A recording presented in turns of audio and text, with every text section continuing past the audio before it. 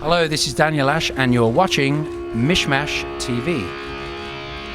What's up, rock fans? It's May with MishMashTV on MishMashMagazine.com. I am here with legendary Daniel Ash of Love and Rockets, people. A friend of mine who's behind the whole thing, Christopher the Minister, he's been working on this for over a year, so I'm really helping him out as much as I can to bump this thing up and to promote it, basically. It's an amazing album. I was going to actually ask you, what's a take on something like that? I mean, it's a tribute album to you. When he first told me about the idea about a year ago, I mean, most of those songs are 30 years old now, so I'm sort of over it. Right. As far as, being in that band, it's all done now, finito. But the idea of this tribute, I mean, I'm really hoping that it's going to do something for Chris, because he put this together. Yeah. And the people that he got to play on this, it's not like some bands that nobody's heard of. He's got some really big names, which is great. Yeah. I mean, one thing I'd like to say though, and it might still happen, you never know, Chris is going to sort of maybe tag other songs onto this in the future. And I would love Tom Jones to do So Alive. Nice. Because the reason being, he used to play it in Vegas when it came out, and he never. I didn't know that. I just found that out a couple of years ago. Wow. And he never actually went into the studio and recorded it. He was going to. That's good. It never happened. So Chris is trying to get a hold of Tom's management. Fingers crossed, because that would be awesome. My mum would love that. So would mine. Tom Jones doing, So Alive. That would be amazing. Brilliant. It really would be. Or maybe Tom Jones and Madonna doing a duo. That would be even I could better. totally. That's an imagery right there. Tom Jones and Madonna. Man. Yeah. I mean, two you icons. Never know. So we're putting it out there. Fingers crossed that might happen one day. Right on. So what are you working on these days? What's on your plate? A thing called Keen Eddie, which came out in '03. I did all the music with that with a guy called Billy Goodrum, and basically we recorded all that stuff in his garage with a bass, a guitar, a decent mic, and a G5. It was so much fun. We did like 12 episodes, 103 pieces of music, and most fun I've ever had. It was a comedy. Oh. So that was very different for me, because I'm not exactly known for comedy. So you're killing me here. That was that's gonna fool me, fun. Really. Yeah, that's right. I mean, look at me. I'd love to score films, adverts. Like big budget films. Kind of stuff? Or are you keeping it indie? Like, what are you envisioning? Are you kidding me? If big budget stuff comes along, I would definitely go for it. I'm totally into commercial success. Always have been. I just haven't had any. But come on. I have no problem with. I'm all about commercial success. Jumbo, I like that. Jumbo buck films. I won't Hollywood, say no. Bring it to me. I'm there. Exactly. I'll be the first on the door.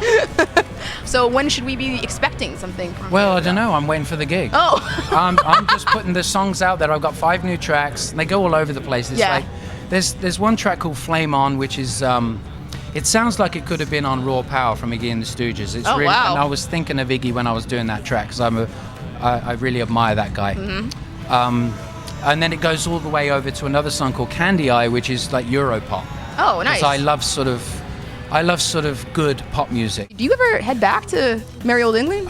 Yeah, I was there a couple of years ago, and I've got an old 1950. It's actually a 1950 Triumph, really old. Yeah. And I got it out there, hosed it down, cleaned it up, got on the road, and of course, being England, it started to piss down with rain. Oh, well, yeah. Typical. And all the electrics went out when I'm in the middle of nowhere, and it brought back memories of living in England, riding around on old vintage Triumphs and BSAs, and trying to kickstart this thing for like 20-30 minutes. Yeah. And I couldn't wait to get back to sunny old California. Do you work on them at all, or do you just love riding them? Well, once when Bauhaus first became a band back in 1979, guys. I had this old bike that I found, let's say, in London. I bought it back in a truck, and we all lived in the same house.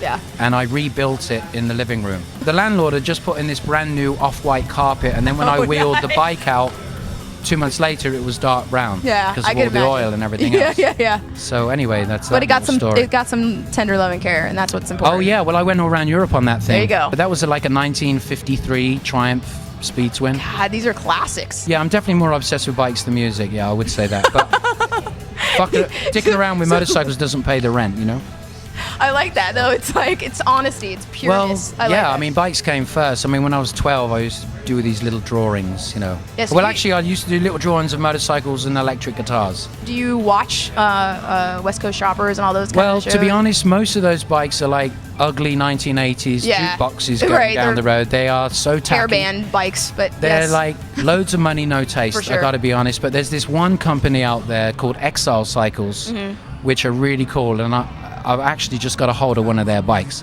and it's the opposite. It's an English guy called Russell, and he, it's the opposite to all the candy floss stuff. Right, it's just it's black. like There's no straight up. chrome. There's no chrome. It's all brushed aluminum and stuff like that. I like that. It's totally stripped down, internal wiring. And there's another bunch of guys that are doing some great stuff. Again, these are two English guys. It's called Dice Magazine, D-I-C-E. So check those guys out. They're all young guys riding these old vintage, like 1960s and 70s. Oh, right on. 70s, like, you know, shovel heads, pan heads, old Triumphs, old BSAs. So the whole thing is very cool. So how many? So you have a lot of bikes. So you're. I've had a lot in my lifetime, yeah. But I've got about 8 or 9. Okay, now. that's a lot. Yeah, it's a lot. But that's what I spend all my money on, you know. Sort of like obsessed. Well, you gotta do what you love. So you know. Well, yeah. I mean, life is way too short. I think that's why I keep going on about it now. And it's so good for you. You're passionate about it. You like it. Yeah, you know? it's just it's really good for the soul. They call it a lazy man's zen. I like riding a bike. It really, if you think about it, it really is. You go into this place of freedom and oneness with everything, the bike, yourself, and the road and everything else. After about an hour of riding, you go to this place. Well, I do anyway. Oh, there's phases. I go to this place where it's just like transcendental meditation. Wow, that's it's deep. Wonderful. And this is something that you've experienced over the years of you riding your bike, or is this something like when you first got on the bike? First time I got on, the sense of freedom was through the roof. Yeah. Yeah. It doesn't get any better than that. Yeah. You know? This is a really amazing aspect of somebody's life, because it's you know, you're doing music, you're doing all the stuff that, you know, creatively, and then you have like a really interesting outlet. And the meshing of the two has got to be something that probably keeps you somewhat sane through all the years. Exactly that. It does keep me sane. Yeah. And the other thing is, I get a lot of ideas when I'm riding. Yeah. So I keep a little mini recorder, and if I get an idea, I'll pull over and record the idea down on tape. So it's actually, you know, working with like your whole creative process. Well, yeah. On top of keeping you kind of, you know, balanced. Free and easy and pure and whatever. So you just revealed your secret to music go making. for it, yeah. Everybody, get on a bike. There's if you don't nothing mind, like I'm stealing that. No, not at all. You kidding? Well, it has been an amazing time just chatting with you, shooting these shits. By the way, the album's fabulous. Buy it. You like Get that it? plug? It's really, really good. Buy everything. I couldn't have said it better myself, Buy actually. Everything. Listen good. to this man. Listen to no, this actually, man. my favorite is my favorite is Dubfire. I Feel Speed. Oh, the motorcycle song. Hello, that's the motorcycle song. It all comes back to the motorcycle. But seriously, I love what he's done with the track.